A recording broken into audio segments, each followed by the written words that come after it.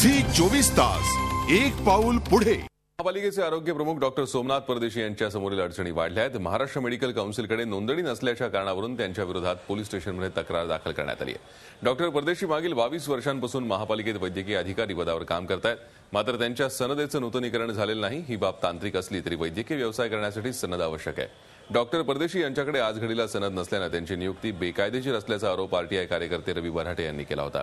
त्यावरून डॉक्टर परदेशी यांच्या विरोधात शिवाजीनगर पोलीस स्टेशनमध्ये तक्रार दाखल करण्यात आली आहे।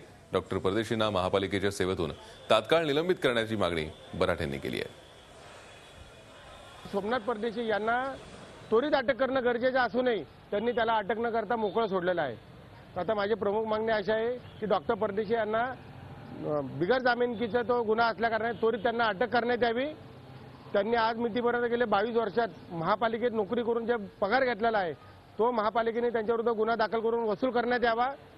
गेल्या 22 वर्षात जेवढे टेंडर्स त्यांनी मंजूर केलेले आहेत कमलानेहरू हॉस्पिटलपासून इतर त्या सगळ्या टेंडरची चौकशी करण्यात यावी आणि ज्या नगरसेवकांचे दर महिन्याला 40 ते 50 रुपये आजारपणाच्या नावाखाली बिलं मंजूर केली गेलेली आहेत, ती खरोखर ती आजारपणासाठी म्हणून मंजूर केली गेलेली आहेत काय यांच्या बाबत कुणी आवाज उठवू नये म्हणून मंजूर केली गेलेली आहेत, याची देखील चौकशी करण्यात यावी।